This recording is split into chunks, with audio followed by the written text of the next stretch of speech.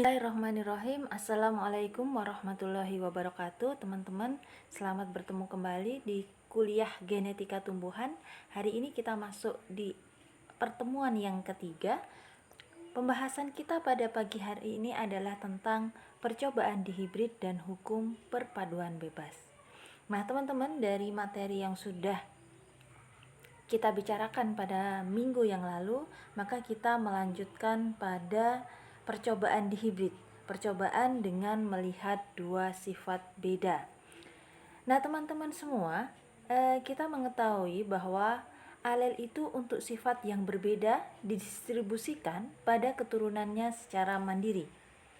Dalam proses segregasi, suatu pasangan gen menentukan suatu sifat bebas dari pasangan gen untuk sifat lainnya.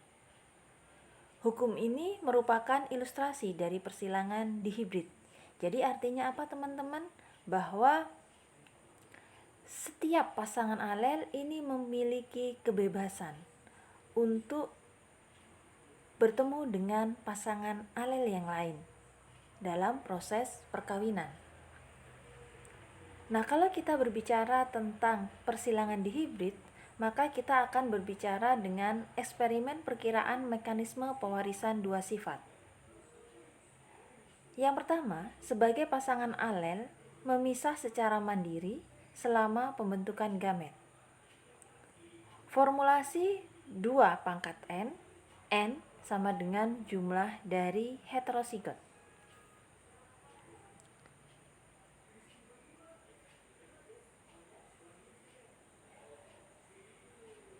Contoh dari persilangan dihibrid atau menghadirkan dua sifat beda adalah kita contohkan di sini pada sifat bentuk biji dan warna biji, di mana bentuk biji dikendalikan oleh alel R besar dan R kecil, sementara warna biji dikendalikan oleh Y besar dan Y kecil. Dari hasil perkawinan dihibrid akan didapatkan kombinasi gamet yang mungkin terbentuk. Jadi untuk R besar R kecil, Y besar Z kecil, maka kemungkinan gamet yang dibentuk adalah R besar Y besar, R besar Y kecil, R kecil Y besar, dan R kecil Y kecil.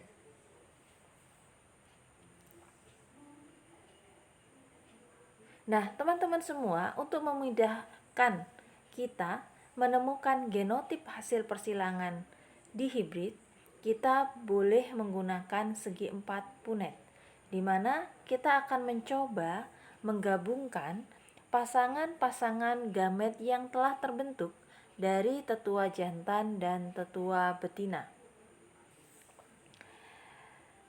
Nah, dari tabel yang kita hadirkan di depan teman-teman, kita bisa melihat bahwa didapatkan 16 kombinasi dari pasangan gamet yang didapatkan dari gamet jantan dan gamet betina. Nah, kalau kita melihat dari genotip yang terbentuk, maka di sini kita bisa menemukan adanya perbedaan fenotip dari keturunan yang didapatkan.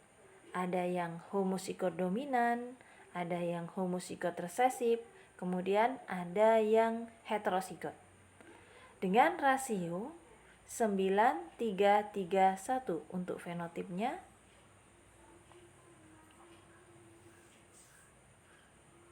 Selanjutnya, dari persilangan dihibrid kita bisa melihat ada bermacam-macam genotip dan juga ada bermacam-macam fenotip. Nah, kalau kita melihat dari genotipnya, maka akan membentuk rasio yang berbeda dibandingkan dengan fenotip.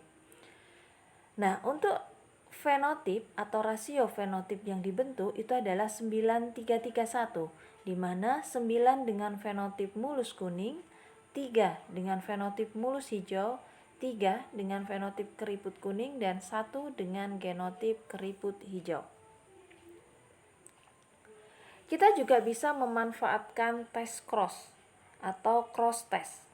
Nah, cross test ini yaitu perkawinan antara individu yang tidak diketahui genotipnya. dengan individu yang diketahui merupakan homozigot resesif. Fungsinya apa? Untuk melihat pasangan alel. Nah, kita contohkan di sini ada B kecil, C besar, strip artinya tidak diketahui, disilangkan dengan B kecil, C kecil.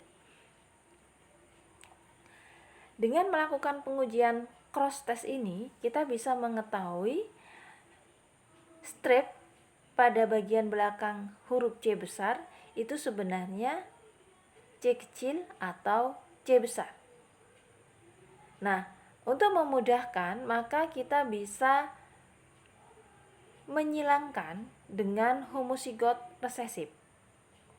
Nah, dengan persilangan homozigot resesif, kita bisa melihat fenotip yang terbentuk dari individu tersebut dari persilangan yang dilakukan.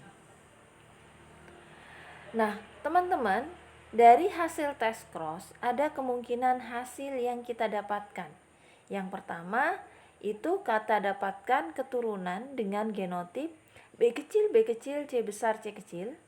Kemudian satunya lagi B kecil, C besar, C kecil. Nah, artinya apa? Bahwa kemungkinan genotipnya adalah B kecil, C besar. Yang kalau kita gabungkan dari gamet ke genotip adalah menjadi B kecil, C besar, C besar. Nah, selanjutnya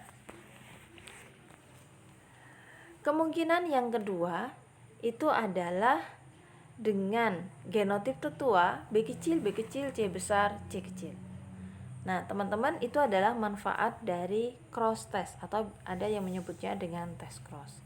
Nah, yang perlu kita pahami adalah bahwa di dalam genetika itu ada hukum dominasi. Jadi yang dominan itu selalu menutup sifatnya resesif. Kemudian ada sifat segregasi dan ada sifat perpaduan bebas. Nah, ini yang harus coba untuk selalu kita ingat dari hukum-hukum di dalam genetika. Nah, teman-teman, kita mengenal ada hukum perpaduan bebas.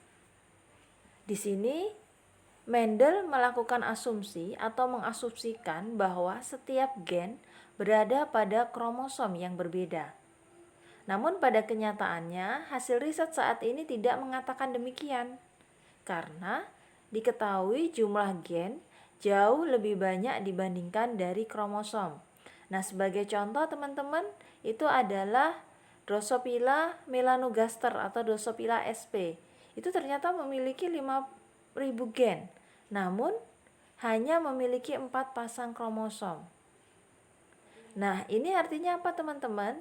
Gen-gen tersebut berada pada 4 pasang kromosom dalam posisi berangkai. Jadi dari satu kromosom itu memiliki ribuan gen di dalamnya.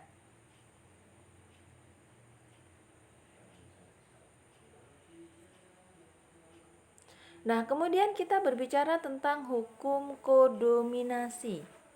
Nah, hukum kodominasi ini merupakan pertengahan antara dominan dan resesif.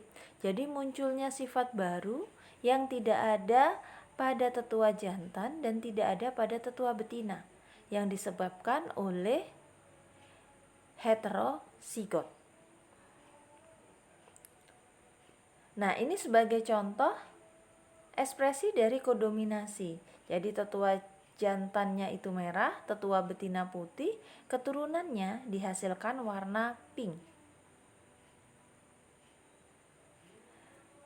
Nah, sifat kodominasi ini biasanya terekspresi karena adanya 2 alel pada individu yang heterozigot, dan ini bisa terjadi pada golongan darah manusia. Pada kejadian kodominasi itu yaitu pada golongan darah homozigot tipe B yang terdiri dari IBIB dan heterozigot tipe A yang terdiri dari IAI.